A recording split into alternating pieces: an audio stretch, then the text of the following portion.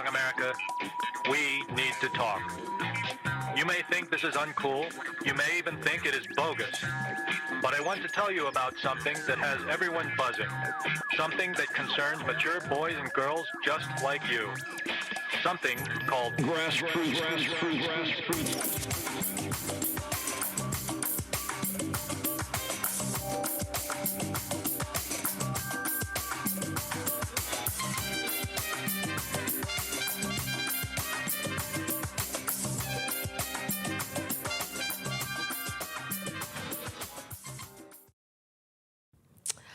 Hey everyone, this is Erin Ashley Simon. This is Brandon Killabh. And today we have an emergency episode. It's an emergency.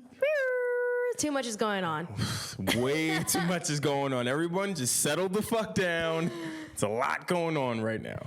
Yeah, so we felt like doing this emergency episode because we were asked about various topics. Mm-hmm. Drake, Pusha T's diss track. Yeah. Recent Roseanne breaking news, cancellation of the show. Can't say I'm surprised. And Kim visiting Trump. Yeah, that one took me for a loop, I will say. I have a lot of questions, but first and foremost, well, before we get into it, this is Brandon Killabh, and I just want to say that I'm excited for your deep dive today. Who, me? Yes, I am excited. Okay. I am excited for your deep dive. I know that you are the journalistic guru.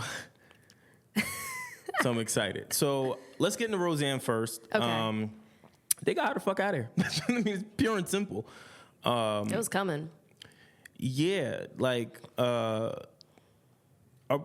are we surprised by this though? Like, really think about it. Like, just her history and what Roseanne represents. Like, we talked about this on an early episode too, about how she just really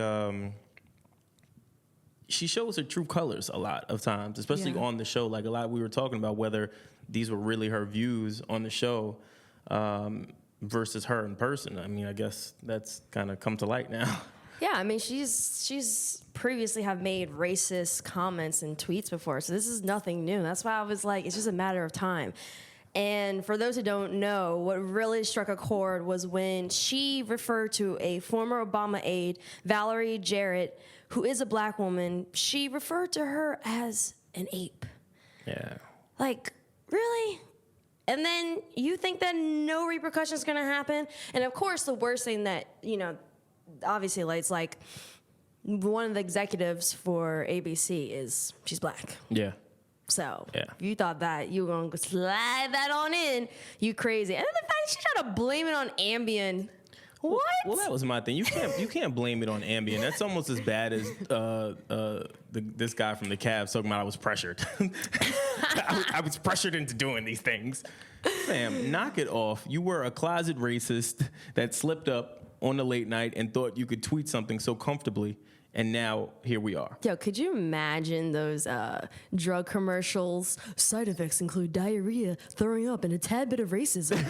Yeah, like, what's happening right now? Like, what I do feel bad for, I will say, is the cast. Yes. The cast. Like, you know what I mean? Like, I thought it was cool to see them all together again, and that show had history and had a huge run, and for them to be brought back for the 10th season, I was like, oh shit, that, you know what I'm saying, that's dope. Yeah. Even though, you had the views of her views on gay folks and with the son, and then of course her political views with Trump that then went easily from the real thing to her views to now trending in over or dribbling in over to the show. But all in all, I was happy to see that show back together, and just it's a historic show. And then when those tweets came out, I didn't know what was happening. Like, the group chat was lit. Like, y'all was telling me what was happening. I'm like, wait, what? What's happening right now? And then I went and read the comments, and I was like, oh man, that shit is just in bad taste, just in horrible taste. I can't think of the daughter. What's her name? What's her name? The one with the black hair. What's her name? She stood up about it though. She said that it was obviously inappropriate, and she was really disappointed. And they all shun the idea of these thoughts. So I like that they all band together kind of against Roseanne, like, yo, fam, what was that? Like, what was that? Yo, everyone was just like, nah, we're not even with it. Like, for example, the makers of Ambien, they put out a statement and they were just like, you know, people of all races, religions, and nationalities work at Sanofi every day to improve the lives of people around the world. While all pharmaceutical treatments have side effects, racism is not a known side effect of any Sanofi medications. And it just shows that, like, for only so long can you try and hide behind your racist, you know, Donald Trump support. I think what people are starting to understand is, like, yeah, of course, Donald Trump and his situation brought up such racial tension, division, everything like that. But only for so long can you even, like, do this, because we've seen a lot of brands, we've seen a lot of people who had to either apologize, who got canceled, something got canceled with them. Like, you would think that, you know, it just seemed like she thought that she was invincible in a sense by just being constantly racist, constantly saying things. And I said in the group chat, I was like, when it's like a gray area thing, sometimes companies don't touch it. But this was blatantly obvious. Like, this was blatantly racist. Like, they could not ignore this. Yeah, I think they did a great job. They acted extremely quickly, as you should. You know, I wonder though if it wasn't the fact that it was a black woman in charge, would they have acted the same way with the sense of urgency that they did?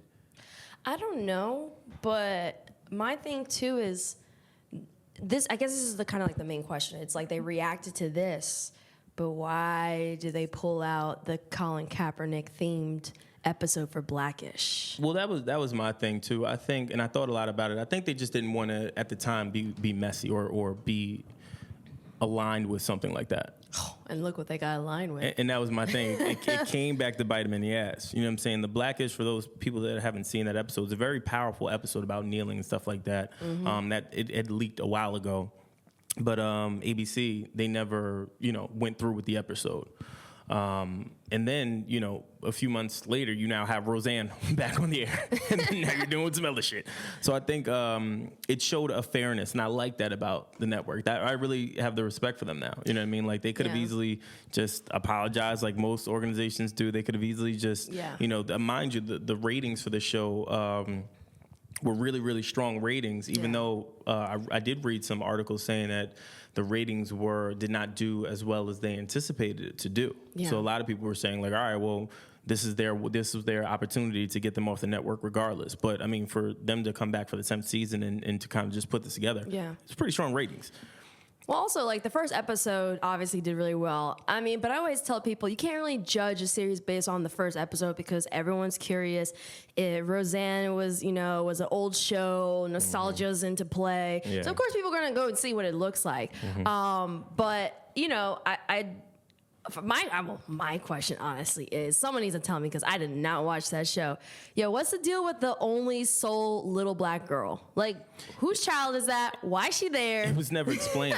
Like, she just showed up. I'm like, in the promo photo, it was like everybody and then one black child. Yeah, it was never explained. I still don't know. But again, I only watched maybe 3 episodes or something. It's like 3 episodes I watched. Yeah. So I really don't know, but that was my first question. I was like, yo, who's this little black boy? Like, why is he just roaming around the house? Yeah. Like, was he adopted or like what happened? And to my knowledge, it was never really explained. But at this point, who really gives a fuck? Because it's off the air. So kudos to ABC, man. Somebody pick up that child for acting gig. Yeah, I'm not mad. I do, like I said, I do feel bad. Oh yeah. For the cast, though, it's unfortunate. You know what I mean? The cast, the crew, everybody. Everyone that goes into the production aspect and the show aspect of this, it's unfortunate, but justice served. Fuck it. Yeah, don't be selfish. Don't be racist. Word. Oh man. All right. Things are heating up. Things are heating up. Always, every day seems like. So if you've been following, number one, again, this is an emergency podcast from our fan base. They wanted us to do this considering these new developments that have come to light. If you've been following last episode, we talked a lot about, obviously, the Drake and Pusha feud as far as, what the angles were, what we found out about it, and where we thought it was going to go. Mm-hmm. Did you see Pusha going this hard? Like, I mean, pause. Wow, caught that one. Tell me your initial thoughts, because mind you, the group chat has been popping. I fell asleep like a fucking old washed man, and then all I see is Erin's text like, yo! And once you see mad O's, you know some crazy shit happened. I'm like, oh man, what'd I miss? And then I heard the record, so I was like, oh man. So what were your initial reactions first and foremost? I'm not surprised that Pusha T went that hard. I mean, first off, you can't, include someone's fiance in a track and not expect for the repercussions or the diss track from that individual to not be personal. Yeah. When you even make it even slightly personal, it's personal. Yeah. But then also, if you think about it, just like the caliber of artist that Pusha T is and from the era that he's used to, and probably the artist that he looks up to. I mean, he referenced it in the track about, he's only following behind two ghosts, which can be referring to Biggie and Pac. Mm-hmm. And in that sense, it's like, think about the beast back then. Like, if people thought the stuff that he said was bad, like Tupac said some worse stuff. Well, yeah, that's what I don't know. I'm twofold. Like, why? Number one, I think Pusha did an amazing job with this record. Let me be clear. Like, he did his investigation. I factored in two things. First one, I was having this conversation with someone who shall remain nameless, but they said, yo, it's over for Drake. And I said, huh? I said, why do you say that? I said, Drake is the biggest thing in music right now. Like, how can you say that?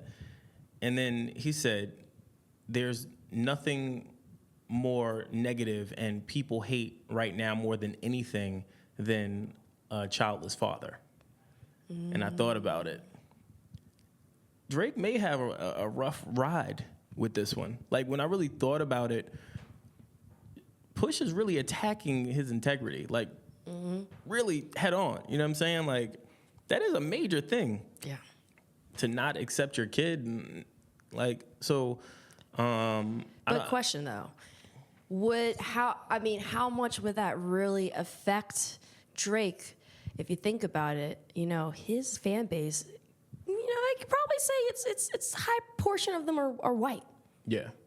So I'm also thinking about adding that into consideration too. If people have an issue with having children that don't have fathers or fathers not being in the picture, how would that really affect him if he has a big fan base, predominantly in the white audience, which I'm definitely going to be addressing and talking about later on. There's so much subtlety and metaphors and symbolism within this, intentionally and unintentionally. It's crazy. Yeah.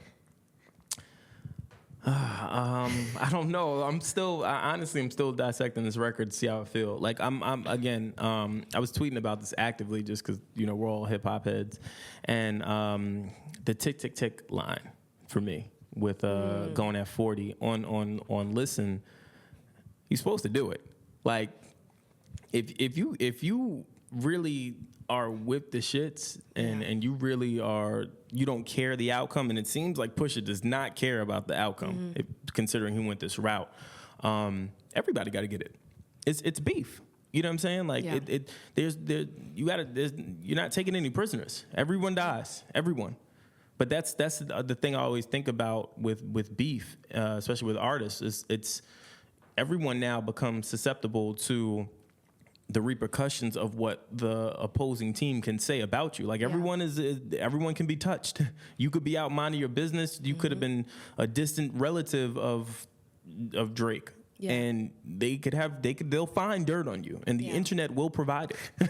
Yeah, the fans are like their mini investigators. Yeah. It's crazy. But that's the thing. You think about it, fans, they want the beef to continue because it's pure entertainment. It's pure hip hop at its finest. Yeah. You know what I mean? So that's the hip hop side of me, right? Because I get the approach. Yeah. Push is like, I'm not playing for keeps. I'm going straight for the jugular. I don't care what anyone says, whatever. On the flip side, I do think it was a low blow.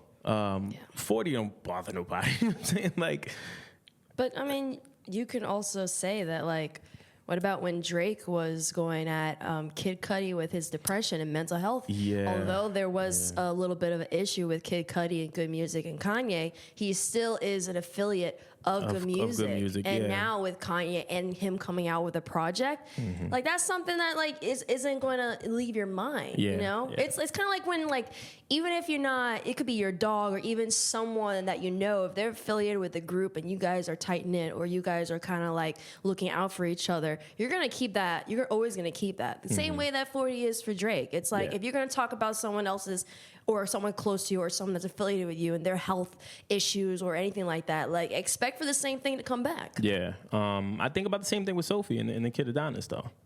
Like that's that kid is gonna have to now, you know, that shit will never, you know, as he grows up, he'll never kind of escape these things, and she won't either. Like she was chilling, she was quiet. You know what I'm saying? You hadn't heard about it. Like I knew a lot about this story just because of other things and people talking, but I did forget about it. I did, and that's how quickly media does things, and that's how quickly they Drake's team they did a good job of the cleanup. Yeah, I just don't think they cleaned up enough because obviously Push did his due diligence and was able to dig up everything and then some. So I don't know, man. I just I will say though, a lot of people don't know but the what Drake said, or what Pusha said rather, in the record about giving this kid a press run, Adidas press run. That's a real thing. Apparently, Adonis is his son's name, and he is that's the name of the new sneaker line that Drake is coming out with on Adidas. So my question to you is, does this now foil Drake's surprise rollout? Because again, no one knew about any of this. It can. You know, I don't know. Like I have such an extensive breakdown, y'all. I did my research. Yeah, I don't know if you want me to go through it. I do. I'm shaking. I want to know. What do you think? Okay, so even before the whole Adidas situation, there's the verses and things that were going on within his diss track. They are indirectly and directly kind of tied to one another, and it's gonna make sense based off of certain lines that I've come across that I thought were really some of the standout, hard-hitting lines. So of course, like, all right, we're gonna break that down. So one that really stood out to me was the one he said, "Confused, always felt you weren't black enough, afraid to grow it because your fro wouldn't nap enough." Now, me personally, I was like, oh, damn, because I understand, you know, Drake actually previously mentioned how his afro grown out is horrible, but in the same interview, he actually also talked about how he was a Clips fan and he bought a mic that had the signature on it, even though he didn't know it was a signature, if it was or not, and he utilized the mic for performances until it rubbed out. And he has been known to talk about having the identity issues growing up, not feeling black enough, which I understand. I completely get, you know. I am part Latin, part black, a little bit of other stuff, but I have had, you know, both sides of the spectrum. You know, you don't speak Spanish fluently, you're not Hispanic, or you talk white, you know, you're not black enough. I've been there, I get it, but. Oh, well, and he also talked about, before I even get there, he referenced this in You and the Six. I used to get teased for being black, and now I'm here and not black enough.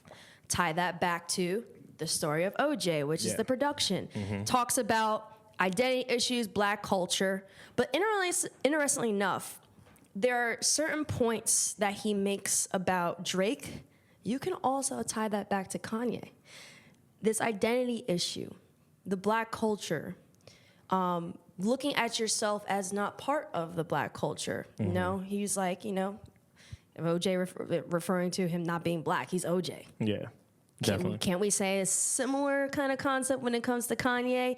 Not that he outwardly said he's not black, but just the way that he's moving. Like you said in the previous episode, it's very similar to OJ. Definitely. I see where you're going here. I like where your head's at, kid. Yeah, I like where your head's at. It's all tied in, and it's crazy because like every time, you know, some of the verses I was looking at and how it's tied to Drake, in the back of my head I'm like, yo, but this could also be applied to Kanye too, whether he realizes it or not, in a sense. So from there, of course, the blackface. That caused such an uproar. I mean, of course, it should cause an uproar because if you see any artist having a blackface, you know, that's tied to such a negative connotation, which, of course, I'm going to dive into for those who don't know. Yeah. But there is something behind it. There is something specifically behind it. And I think Lupe Fiasco even pointed it out, too. So blackface was tied to a Toronto line called Two Black Guys. This kind of goes back to 2018. This clothing line portrays the Jim Crow and the Brown versus 2008. Oh, 2008. Yeah. Yes, 2008. This line portrayed the Jim Crow and Brown versus board shirt, and it was referred to as the Jim Crow couture. Yeah. That is wild. Which is crazy. That is wild. Two Black Guys, their tagline was Two Black Guys aim to represent the Black experience in an unapologetic way. Focus and artistic critic of the government endorse systematic and racial oppression. Basically, they utilize things like the Jim Crow and also other laws that kind of held or kept Black people back from doing certain things. They turned it and kind of did, I wouldn't even call it a satire, but they did it in an artistic way to kind of bring light to it, but then also, you know, they had the shirt be a little bit unique. So Lupe actually came to the defense of Drake, and he said, yes, it's two pictures of 6 in blackface. The one Pusha has as the cover is connected to another one, but it's cropped off. He continued on by saying both together actually present a powerful duality of representation and race and its expectations on art. Yeah. And of course, you know, we may look at this and be like, well, how is this a representation? Why is this, you know, why is Lupe saying this? If you know about blackface, you would know that it goes back to the minstrel show. The minstrel show began around the 1830s with white men dressing up as plantation slaves. By the 1840s, this became a central event within the entertainment and in life, and it was remembered by even Mark Twain as the old-time nigger show. Yeah. Crazy, right? And it was filled with dark comedic and over-top songs and dances. There were 3 main characters that came for it. Jim Crow, Mr. Tamba, who was the musician, Zip Coon, the free black man. Because black men couldn't be in the shows, the white men depicted these characters. But then also this show gave birth to some of the negative stereotypical archetypes that even applied to women, like the mammy. That's one of the negative stereotypes that even today is somewhat portrayed in media. I mean, it's improving a lot more than it has before, but everything from like the help, that's the mammy. Yeah. The baby mama, that goes back to the promiscuity stereotype and archetype that they developed through those shows and also just through previous history, things that were done, etc. Now, it's interesting because although it has that connotation and duality that Lupe Fiasco says that has so much power, it can also be played into the fact that it's like, going back to what I said, about how in the hip-hop culture right now, there are black artists who have predominantly white fan bases. Yeah. It's kind of like the minstrel show. It's like the black caricature is entertaining and playing crazy personalities being wild for the purpose of entertaining a white audience. Yeah. That's a great take. It really is. I agree. I think it shows a sense of vulnerability for Drake. Number one, him wanting to do something like that. Yeah. Obviously, it's Toronto-based brand, so it makes sense. He probably had a relationship with these people and wanted to kind of help them out.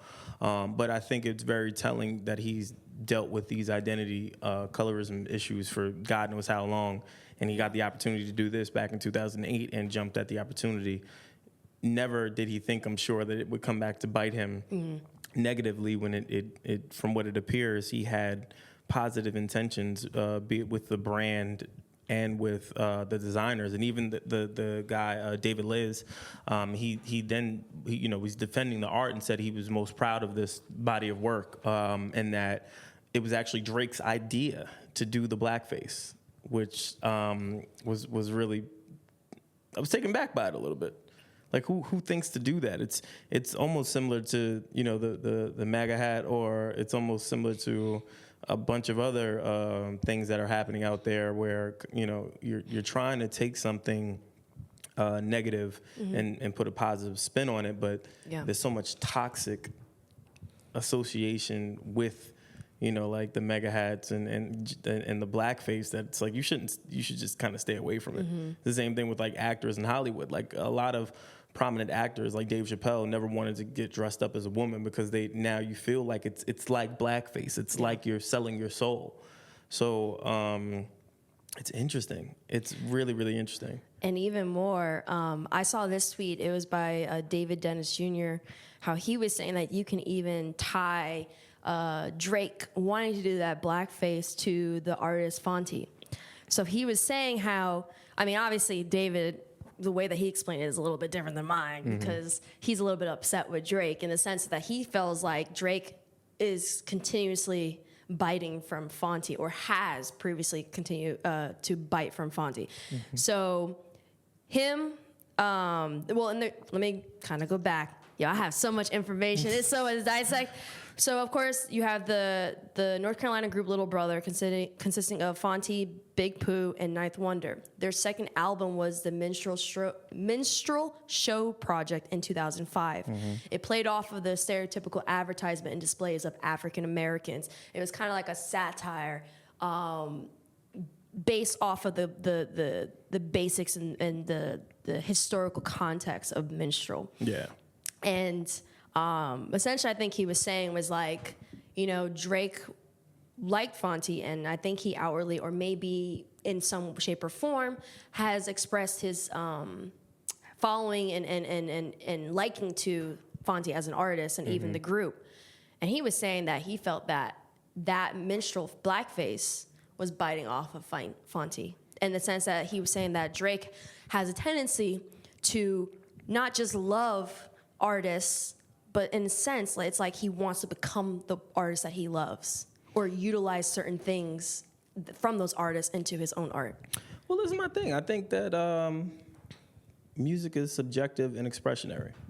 So, I mean, most people do that. Like, it's the same thing when you're a kid growing up and you're watching basketball. Like, I want to be like Mike. You know what I'm saying? Yeah. You emulate him. You study him. You learn everything about the person that you admire to then hopefully one day surpass. I don't think that there's anything abnormal about that. I think that as an artist, and that's what I do like about Drake, as an artist, he often does talk a lot about people that he's admired throughout the years. Like he openly, I think everyone knows this now, but to the casual listener or viewer of hip hop, he has often spoken a lot about Pusha T and about a lot about the big artists that he admired so much and just respected. So I'm not really taken back by that, even though I see where Fonte's point is. I get what he's saying, but if anything, I would take that as more of a humbling thing versus a biting thing. You get what I mean? Yeah. Because hip hop goes in stages and waves. Like you'll have something that sounds duplicative. Prime example would be like, Biggie and Sean. Mm-hmm. You know what I mean? Biggie came out, he had a very distinctive voice, very distinctive flow, had a swagger, you know what I'm saying? And then Sean came along, and the first thing people said was, oh, he's trying to be Biggie. Why can't the nigga just sound like that? You know what I'm saying? Like, he does, you know what I mean? So, I don't know. What did you think about, which I really liked, I will say, the Surgical Summer line. He kept saying Surgical Summer. For me, it seems like Push has a lot prepared. Oh, yeah. He's dissecting everything. Not even just like in the sense of taking his time in terms of this diss and this beef. Like, he is coming at it from like a surgeon. You don't want to rush a surgery. You want to do it and perfect it, but you also have to be prepared prepared in advance for it. But also, he's dissecting all of Drake's quote unquote hidden secrets. Yeah, he's digging deep. And again, not for nothing, I think the both of them are just getting started. I read a bunch of articles where people were like, what more can he say? Or he shot his load. There's no way he shot it. He definitely shot his load. I don't know. Because, like, Push in the first record, if you go back to the first record that he drops, he talked a lot about, he hinted at the blackface, dancing around for white folks. Like, he hinted at that and then drops this record. I think he has a lot more in the tuck, and I think he's well more prepared than what I thought that he was. But the whole surgical aspect of it, that verse, it's actually tied to another one.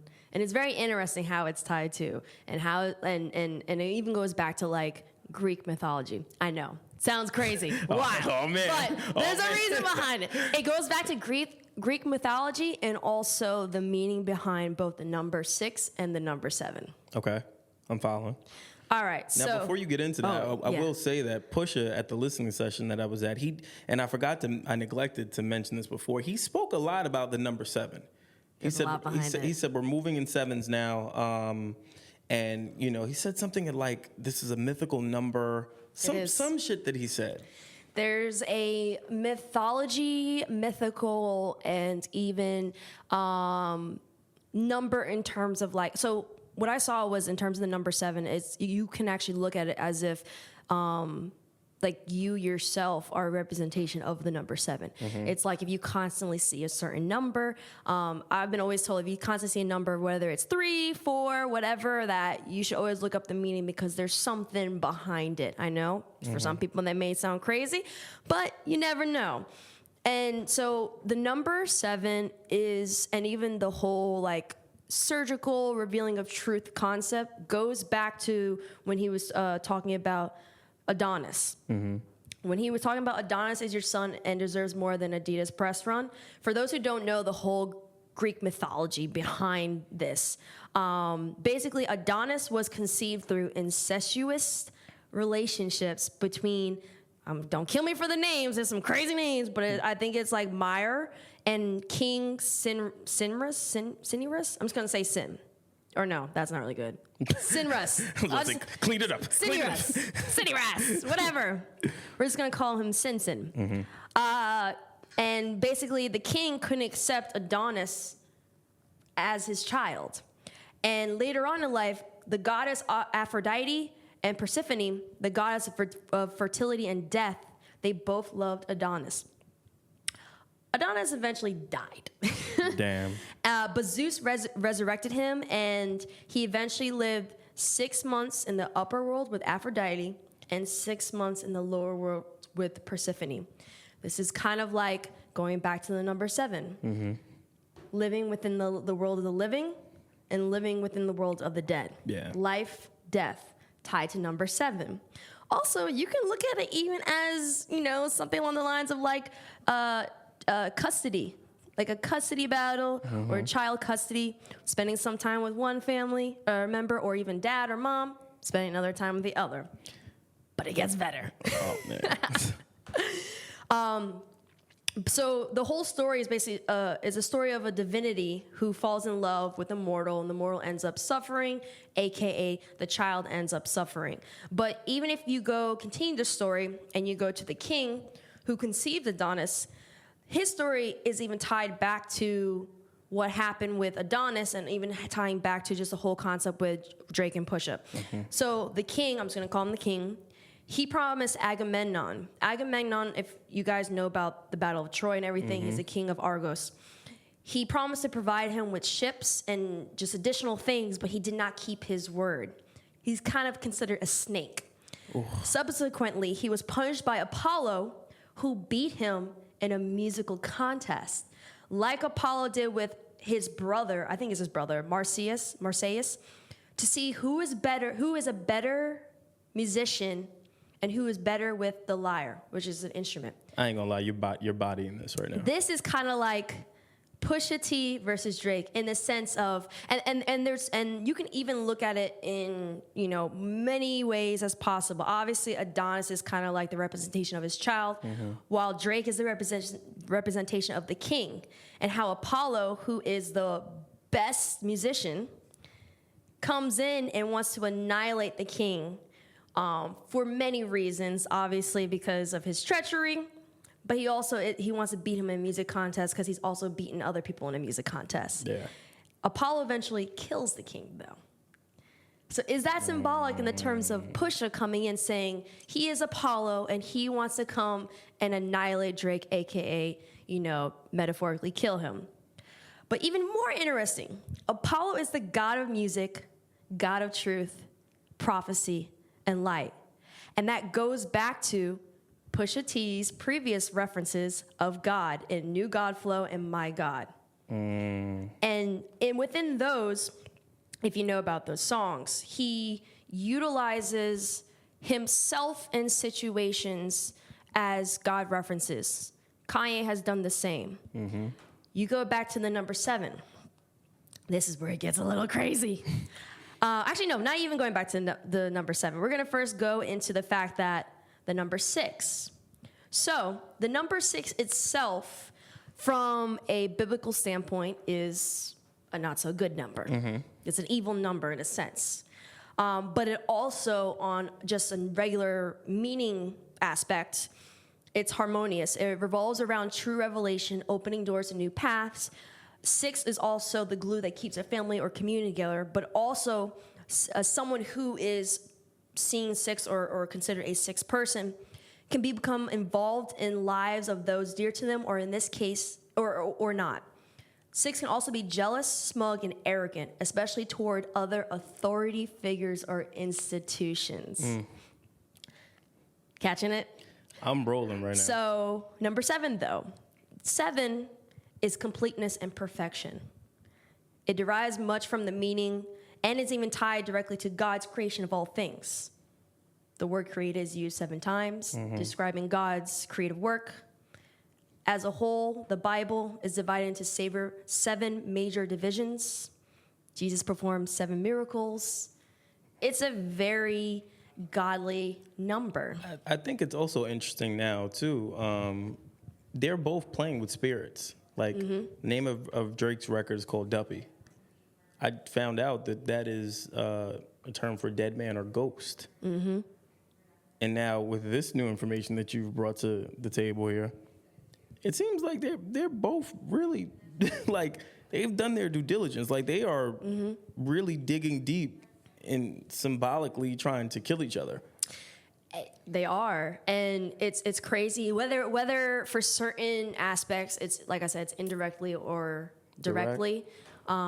There's so much metaphors and symbolisms within both of their diss tracks, and even a regular meaning for the number 7. The number 7 is a person who is based on that number is the searcher of truth, always trying to understand the underlying hidden truths, knows that things aren't exactly what it seems, and that reality is often hidden behind the illusions. The number resonates with spiritual awakening, enlightenment, and awareness. Tying back to Apollo, tying back to Pusha T, wanting to know the truth and push out the hidden truth of Drake. Hence him going at his integrity. I'm 100% rolling with your theory. And it's crazy how this is all tied. And then obviously, like, even this is tied to Kanye with going for the truth, Well, with that, like I said, I know some truths. Oh my gosh. I know some truths. That I will say. And I'm going to keep saying these are not original thoughts. I'll leave it at that. We will address this at a later time. And I know a lot of fam have DM'd me and asked what I'm talking about. Timing is everything, ladies and gentlemen. I know more than the casual, and we'll just leave it there. I'm trying not to say it. But 7. yeah. That 7 theory, I roll with until I have a little bit more information, which you guys will have too. But wait, and also didn't Kanye say he took 7 pills? He took 7 pills. Interesting. Yeah. And just one more thing before we kind of continue. Circling this all back to the Adidas thing. For those who know about Adidas, you would know that the name derives from Adolf Dassler. Adolf Dassler, Adidas. That's where you get it from. And then even with that name, Adidon, obviously Adonis, Dassler. Yeah. Creating that, or Adolf creating all that stuff. But what Pusha T did, which was really, really smart, and I also saw someone else tweet about this. he fucked it up for them. Yeah. Because when you type up that name, now all you really see is the blackface. Yeah. He made it an SEO nightmare. Yeah. And that's what I said. He didn't just go for Drake's integrity. He went for Drake's future rollout of a major sneaker. Like, and we talked about this a lot. Remember, I said, yo, I find it interesting that, because we'd heard rumors that he was going over to Adidas, but you didn't hear anything because he started, you used to see Drake in nothing but Jordan shit, Jordan brand shit, all types of exclusive kicks. Then you start seeing them in Boost, and I'm like, Drake don't wear Boost. Like, what's happening here? And then start seeing him in fucking Adidas sweatsuits, then the sweet Adidas jumpers, then I saw him in Adidas hoodie, and I'm like, oh yeah, he's definitely going to Adidas. So for Pusha to then take that information, which I'm sure he easily got from Kanye or someone up there, because again, for people that don't know, Pusha T does have a sneaker with Adidas as well. I purchased them, and I think that they're fire. I think, plug. I think that is interesting.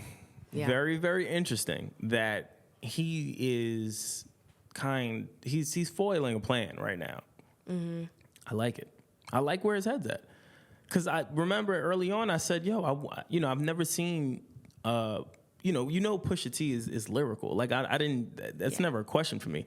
I worry about all the other shit, especially when it comes to Drake. Drake is surgical. Like, he's very precise. You've said that many a times. I think it's a common thing. You kind of know when you're dealing with Drake, you have to be very, very smart. He's very strategic and very calculated, and he never does anything without there having a backup plan or something to follow it up with. So that was my concern. And then now to, especially with your breakdown, now all is coming to light. It's like the light bulbs are off now. Like now seeing what really went into this process, and we're only 2 records in. Like, we're only 2 records in right now. And it sounds like, again, from the both of them, that they're both going to be committed this summer. Like, I thought it was just a punchline of like, nigga, all summer, you know what I mean? Like, all summer 16. I think it may be all summer 16. I'm not going to lie. I think that they are 100% with the shits this summer. Oh, yeah. He met his match. Yeah. Drake met his match. It appears to be this way. And if I'm being honest, I wonder if Drake really anticipated things escalating this quickly the way Push did. Like, Push, most people, which leads me to believe, and I know I'm rambling, but it also leads me to believe that Push really has more in the tuck. Like, for you to release this amount of powerful information early on, what else is there that you're hiding? Like, what else is happening? But then on the flip side, Drake didn't really say that much in the first record. He just flowed better. And I thought about it as well. Like, I think from a disrespectful perspective, Pusha T's, we can agree that Pusha T's verse is super disrespectful. Yep. Like, that's up there with like the super uglies, the hit 'em up, it's up there. But when I think about replay value, you can listen to Drake's more. You know what I mean? Like, it has a different replay value. But even with all of that, I still think that Drake is in a fight. Like, and I wonder if Drake at this point realizes that he's in a fight. Like, Push ain't come to play. Oh no, he's known, and that's why, like, looking back, I don't know if I told you specifically, but I was saying how, like, the fact that he named his album Scorpion is because obviously, that creature has a very, very nasty sting. Yeah. I feel like what you basically said, when it comes to beef, people know about it in advance. I feel like that's part of the reason why he named his album Scorpion, that now we're starting to see everything come together. Yeah, definitely. It's all starting to make sense. All the puzzle pieces are coming, and it's just, and I think I saw someone also saying that they tweeted out that he is going to be coming back with intensity. I don't know what that means. Well, yeah, it was in our group chat. Our group chat's been lit. Yeah, I know. So I think I'm scrolling now. Said that Van Lavin. Van Lavin from TMZ said, have it on an incredibly good source that Drake is about to deal with the situation. And that's, quote, unquote, deal with the situation. Which, I mean, that doesn't really, whatever. Like, we already know Drake's not going to take this line down. Like, we knew that, but I wonder when this now happens. When do we hear Drake's response? Because the other thing too, Pusha didn't really.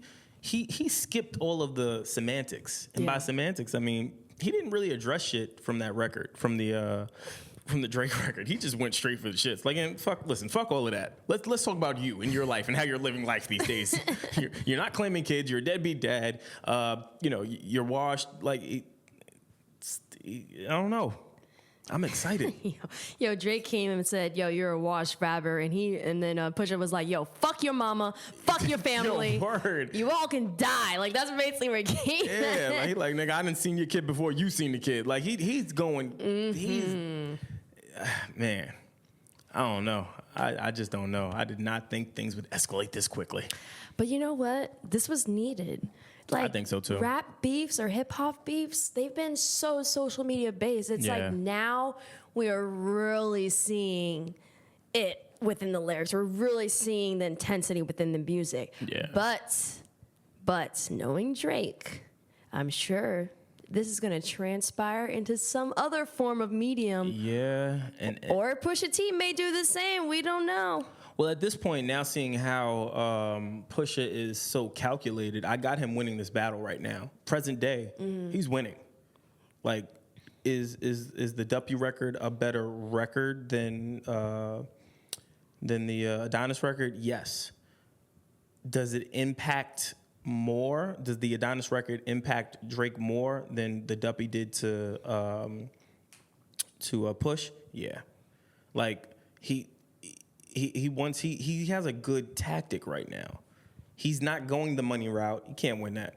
He's not going the fame route. Can't win that. Even though he kind of, he can't win that. He's not going the sales. He's not going. He's speaking facts. Like, and if even the one part of the record where he talks about love that baby, make her your world, yuck, like all of that shit. And then he talks about the Adidas rollout, whatever. And then he said, that's real. Yeah. He's saying nothing but real things. Like he's not being with the gimmicks. He's not with the wordplay. Like even when I went back and listened and Drake mentions Push's fiance, I couldn't, and we talked about this. I couldn't really find the correlation outside of just the putting the ring on or whatever. Like I couldn't really, I guess it was one of those things where Drake was like, all right, look, I know who your fiance is. But Pusha was like, look, let's talk factual. If you want to play, you know what I mean, we can get into that aspect. So do you think that Drake asked for it? Like, do you think he opened up Pandora's box, a box that maybe he should have kept closed? Or do we think that this was coming out regardless because Pusha ain't come to play? I mean, we're at the climax. This has been something that has been going on back and forth for some time. Yeah. We are at the peak right now. And we're going to see who's going to fall off that mountain. Even if it's for a little bit, we're going to see who's going to fall off that mountain. But I also have a theory about Pusha T's tactics. What are you thinking? I think Pusha T is taking what Drake did to Meek Mill and throwing it back in his face. You think so? So I thought about that. I thought about it as well. And again, going back to the Def Jam event for the Daytona shit, Push talked a lot about, why Meek wasn't on the record. He pretty much said, which I'm sure it's on every blog now, but he said that he didn't have the heart to ask Meek, to get on the record because he'd just come home and, he saw these pictures with his kids. And he said the one time where he really thought about doing it, he FaceTimed Pusha and then he was with his kid and he was like, I'll holler at you later, man. Like, I'll talk to you later. So you can tell that they have a tight bond. Yeah. Do I think that while, Meek is on his run of everything is cool and, nothing but positive, do I think it still stings? Yeah, it still stings. Yeah. I'm sure that they've had conversations. I'm sure, you know what I mean? Like Push knows how he feels. I think Push learned from a lot of Drake's tactics. Yeah. And he waited. I think, I also do think, I wonder what would have happened if it wasn't a holiday weekend. Because, again, we had put him on the clock. Like, it was like, all right, fam, you got to respond. Yep. Because, but a lot of people didn't put him on that caliber of MC, which is still crazy as shit to me, but they didn't put him on that caliber of an MC to have to respond within 24 hours because it was a holiday weekend. So cool, we get the bye weekend, but now that we're here and he responds, I wonder what happens now after Drake responds. What is the bye time? Yeah. And I kind of think that Pusha is gonna kind of he talked a lot about time all throughout this project, all with the interviews I've seen, even at the Def Jam event. He spoke a lot about a time and having the luxury of that. He's not in a rush. And even at the end of the record, he was like, we're gonna take this nice and slow. We're gonna take this. I'm gonna walk. Surgical. I'm gonna peel this all back, and we're gonna take it nice and slow. I think that this is also going to change how rap battles are perceived and how you engage. Because before it was like, oh man, if you don't do it, then you're scared, or you don't have anything. Now I think time is important. Time, especially with this particular situation, you better have all your ducks in a row before you shoot, because you never know what's coming back. Exactly. I mean, it's like with Pusha T also, like, what does he have to prove? He's proven himself. That's why he doesn't have to rush 24 hours. And obviously he came very, very well prepared. But I think that, like, going back to the whole utilizing Drake tactics, he understood that, especially beefs with Drake, it's not just about the song anymore. Oh yeah, no. That's why he brought the photo out. The photo became the joke. The people got upset about it. Became memes. It ranks high for SEO for the Adidas line that Drake has going on. Like, he understands, in order to go against Drake, you can't just make it about the music. And that was one of the problems with Meek Mill, is not him not understanding the internet. It was more than just music. It's just more than music with him. Meek was like, oh, I could rap. Yeah. There's a little bit more that goes into it. And if I'm being honest, I don't think that I think this was light. As scary as that may sound, like we said early on in this episode, I think it was light. I don't think that he really is all the way outing shit yet. I think that there's more in the tuck. I know he's not on Summer Jam bill. I wouldn't be surprised if he popped out of Summer Jam, or one of them popped out of Summer Jam. Like, this is going to be a crazy summer. Yeah. And these gentlemen are committed. Yeah. You know what's funny? Yo, he made sure that probably Drake was listening to Hot 97. He made sure he had to hear all those freaking bombs before he even got the full song. And he had to listen to 5 other songs before he even heard that song. Yo, that is And what other place torture. What other place to go than to Flex, where that fucking Flex he hates Drake. Like, what other place to go? I want smoke, it's going down. Like, damn, kid. Like, you went to Flex?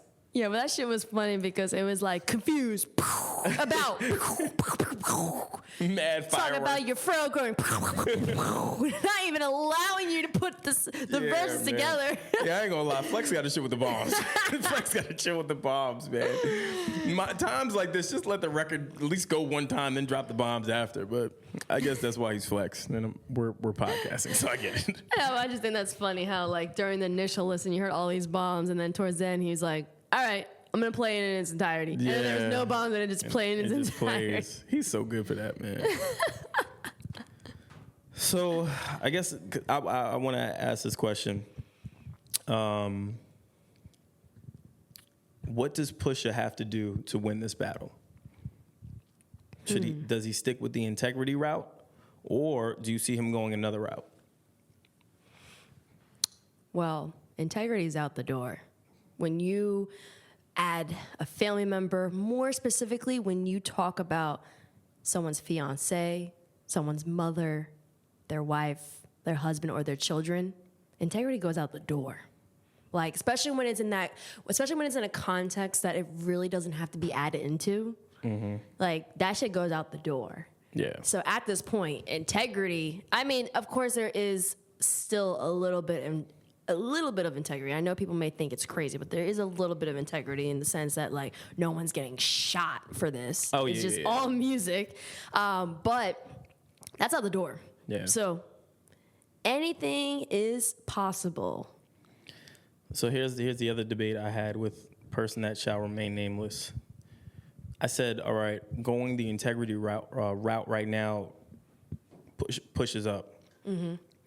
If Drake tries to go the integrity route and finds nothing on Push, which I do find it hard to believe. Everyone has skeletons. Everyone has done something. But let's say his resources do not stretch to the length that Push's did getting the information that he got, and he just comes up short and finds nothing on Pusha that will be as detrimental as these pictures, as the Adonis, as everything else that was said.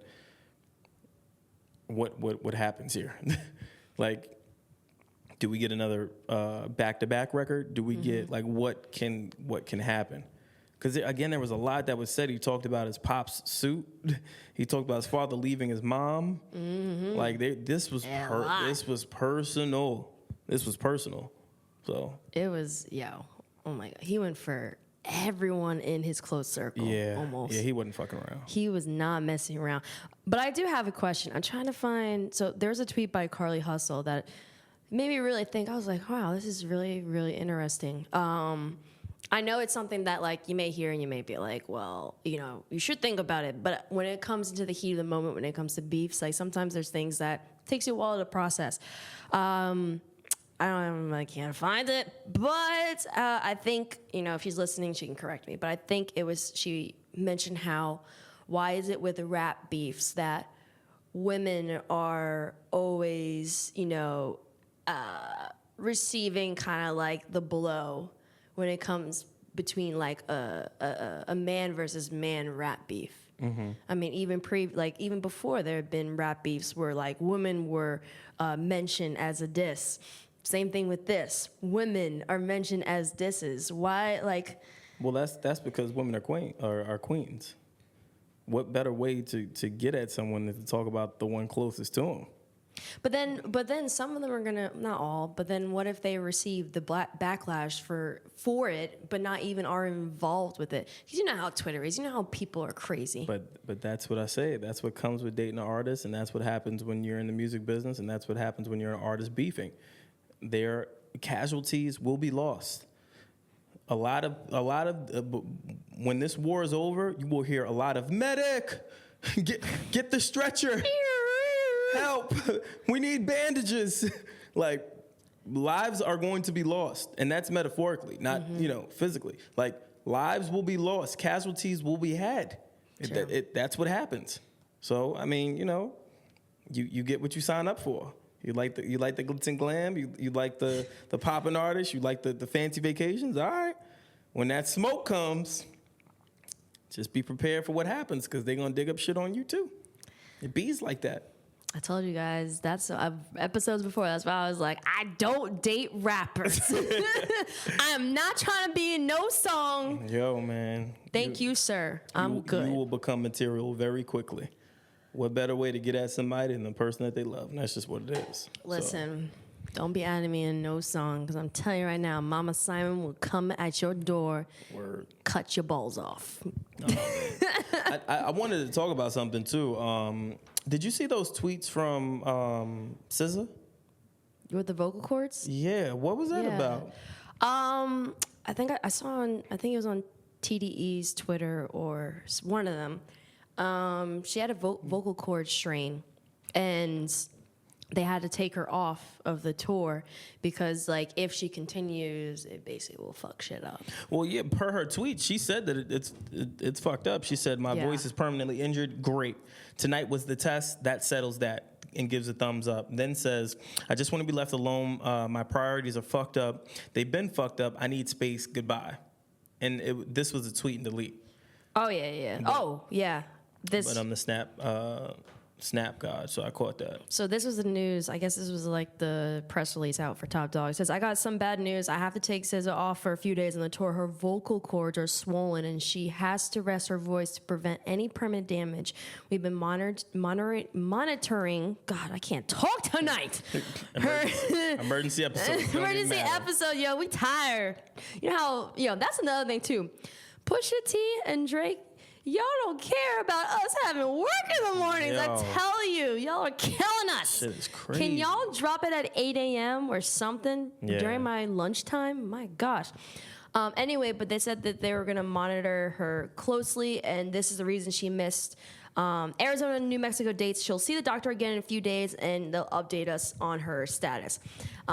Based off what she was saying, could be a lot more serious than we think. Yeah. So, prayers up to SZA. I love SZA, man. I would hate, I know we talked early on about her, talking about stepping away from music, and she didn't want to do it anymore or whatever was happening. And then to hear her then now talk about, hey, my priorities are fucked up and all this other stuff that's happening, Yeah. I'm concerned. Not that I know her, but, I just like her music. I like what she represents. So I hope that she is okay. Yeah, why is it that when things are always looking super great, there's that one shitstorm that comes and fucking rains on your parade heavily? Yeah. Why is that? And I've seen that happen not only with celebrities, but I've seen that happen with people in my personal life. When things get so super great and perfect, it's like sunshine gone. I'm a firm believer is that that's God's way of saying, all right, you're comfortable. We got to shake shit up so you can elevate a little bit more. I think this is just for SZA and just people like that, like even your friends. It's a test. It's one of those things where it's like, all right, let's blossom you a little bit more. So Yeah. Yo, sorry. Yo, from DJ Booth, he put a tweet up saying, Drake is petty enough to legally change his son's name in spite of Pusha. The kid will be Drake Jr. by October.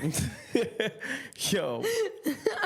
I mean, SEO-wise, that would be really hard for Pusha T to kind of ruin. It would. Yeah, what do you do?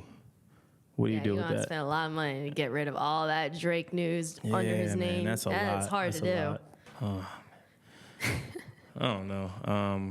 I guess before we close, do we want to talk about fucking Kim Kardashian meeting Donald Trump for prison reform? Oh, my God. Somehow I feel like this is OJ's fault. I don't know, man. I think it's OJ's fault. I do. Why? Because her dad was his lawyer? And so people think that... Yeah, I don't know. It's the juice, man. It's the juice effect. I don't know. But y'all see that photo? I'm sorry. That photo is Photoshop worthy. I hope Reddit or someone gets a hold of that photo and just tears it up and makes it hilarious. They're going to cook that shit. They're going to cook it bad. Yo, oh my God. It's so high quality, so much space. Like, there's so much. Yo, if you can Photoshop, please Photoshop within that photo and send it to us. I'm so impressed by the Photoshoppers on Twitter. Y'all need to come out in droves and work on that. Yeah, basically. They'll figure it out. So, I don't know, man. Exciting times. I've been losing a lot of sleep just because I live for this type of shit. Oh my God, me too. That's why I cannot talk properly today. Yeah, we've all been up, like just preparing and, we were gearing up to record and then God called us. God called us to the studio. 7. 7. Six. Actually, crazy enough, we did start around 7. Which is ironic. Yo, yeah, we did start recording around 7, guys. Yeah, so we with the mythology, the Greek mythology, Athenas, and all that good gangster shit. So, let us know what you think. Again, this is impromptu emergency episode per fam request. Y'all asked for it. Y'all asked for it, so we're giving it to you. Cash app me. Word. Let us know your thoughts. We will be, again, we're going to put this in the group chat now. And to the group chat people, thank you. Salute. Let us know your thoughts and everything. Check us out, Grassroots Pod on Instagram, Twitter, Facebook, YouTube. Even though this won't be on YouTube. Well, maybe we'll put it on YouTube. No, it's going to be on YouTube. It just won't have a video of seeing our faces. We'll just put the audio on YouTube so we don't neglect those people. And then again, we have episodes dropping tomorrow, so we're not finished yet. Back to back. If Drake and Pusha are dropping bars, we're dropping bars too. God damn it. Oh man. All right. With that said, it's Brandon Killabh, y'all. I'm Erin Ashley Simon, and we out. Yee.